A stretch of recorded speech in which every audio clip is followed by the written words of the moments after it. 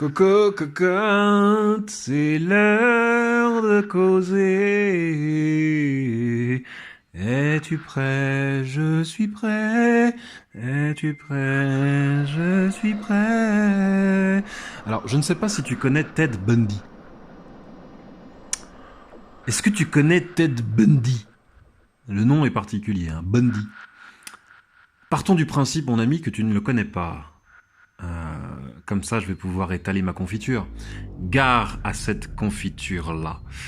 Ted Bundy était un tueur en série américain. Parmi les plus terribles, si ce n'est le plus terrible. Il a évolué dans les années 70 et possédait deux particularités. D'accord ?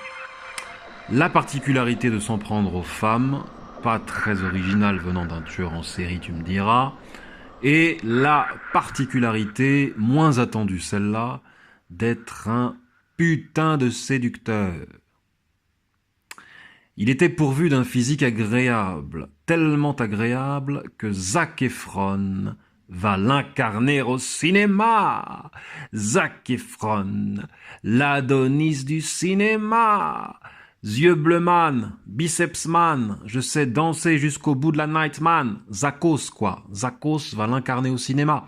Et Ted Bundy était aussi pourvu d'un talent indémontable pour la tchatch. Il était très enjôleur, on ne pouvait qu'abonder dans son sens, tu vois.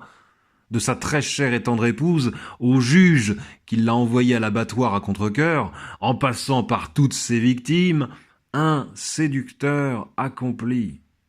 On ne pouvait que lui donner raison, on ne pouvait que chercher à le disculper. Aujourd'hui encore, Hollywood lui fait les yeux doux. Bundy Bundy. Bon, j'ai pas encore vu le film. Le film n'est pas sorti, mais les documentaires sur Internet sont nombreux au sujet de Ted Bundy. La question que les gens se posent, Coco, à commencer par les acteurs du film, Zakos et ses copains, est la suivante. Comment se fait-il que personne n'ait rien vu? Voilà un mec qui a découpé une trentaine de nanas au bas mot, au très bas mot, certains disent 50, bref, beaucoup de gens, sans jamais éveiller les soupçons.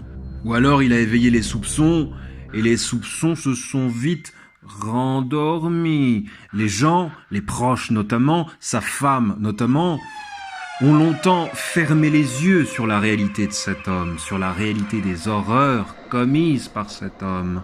C'est une sorte de cécité, tu vois. Bundy les a longtemps floués, les a longtemps dupés par son charme et son intelligence hors norme.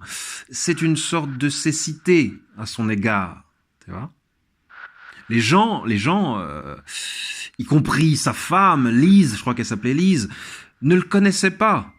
Ne le connaissaient tout bonnement pas. Mais, c'est là où ça devient intéressant. Mais n'est-ce pas la norme entre humains de ne pas se connaître ou de se méconnaître?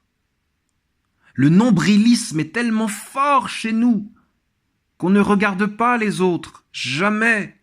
Même ceux qu'on dit aimer et connaître. On n'essaie pas. Pourquoi je prends un accent chelou? On ne sait pas se regarder les uns les autres pour de vrai, tu vois. Le don de l'observation, prenons le don de l'observation. Le don de l'observation meurt atrophié vers l'âge de 2 ans et demi, quoi, chez un humain ordinaire. Une fois que l'humain ordinaire a délimité son territoire à la fois spatial et intime, ou qu'on l'a délimité pour lui tant qu'il est enfant, il ne regarde plus. Il se contente de voir, ce qui revient à être aveugle. L'humain ordinaire, ça n'engage que moi, Coco, t'énerve pas, l'humain ordinaire est à la merci de tout ce qui pourrait surgir des ténèbres. Et les ténèbres existent en pleine lumière, c'est ce qu'il faut comprendre. Elles existent en pleine lumière comme Ted Bundy, à exister en pleine lumière. En fait, le cas d'étude Bundy, mais aussi d'autres cas d'étude moins violents, m'ont m'ont amené à comparer nos rapports humains à nos rapports avec les chiens. Je pense que bien souvent, et sans penser à mal, c'est important de le préciser, sans penser à mal, on se traite mutuellement comme des chiens. C'est pas méchant, mais ça peut occasionner quelques dégâts. Bien souvent, la compagnie d'un chien et celle d'un proche se valent. Pourquoi ? C'est un peu fort de café, tu me diras. Hein. Tu me diras d'ailleurs ce que t'en penses, mais voilà, je développe en même temps que je te cause. On aime les chiens. On aime les chiens, c'est pas un secret. Le chien n'est pas un rat dégueulasse ou un aigle inaccessible. C'est un animal à qui l'on voue des sentiments. C'est notre ami, le chien. Bon. On ne demande pas au chien d'avoir du répondant. Du répondant sur le plan intellectuel ou du répondant sur le plan sexuel, zoophile hors contexte. On ne lui demande pas d'avoir du répondant, c'est-à-dire de nous stimuler. Sa simple présence suffit, je pèse mes mots, sa simple présence suffit. Le chien peut être joueur, et s'il l'est, tant mieux. Tu vois, on lui lance une balle ou un bout de bois et il nous le rapporte. S'il est joueur, c'est tant mieux. Good for him. Mais on ne lui demande pas d'être joueur. Sa simple présence suffit. À nos pieds, sur son vieux tapis élimé près de la cheminée, ça suffit. La présence. Le mot qui résume tout. qui résume tout. Je sais pas ce que j'ai. C'est pareil pour un proche, enfin, je reformule, c'est souvent pareil pour un proche. La présence suffit, on ne demande pas à un proche de nous stimuler, de nous déployer, sa présence est assez. Et si sa présence est assez, alors pourquoi l'observer ? Pourquoi le sonder ? Il n'y a que les espions et les psychologues qui sondent, en principe. Pourquoi connaître ses proches ?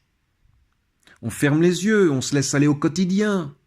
Et pendant ce temps-là, pendant cette cécité-là, le Ted Bundy passe à l'acte.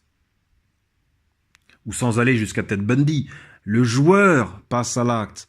Mais je croyais le connaître, je savais pas, il avait l'air tellement gentil, tellement inoffensif, il disait bonjour à tout le monde dans la résidence, il faisait pas de vagues. Je dis il, mais ça pourrait être elle, évidemment. Coco Cocotte, cette réflexion fait écho à l'émission Le Voyeur et l'amitié. Check it out. Check it out. Et allons faire connaissance, tu veux bien ? Mouah.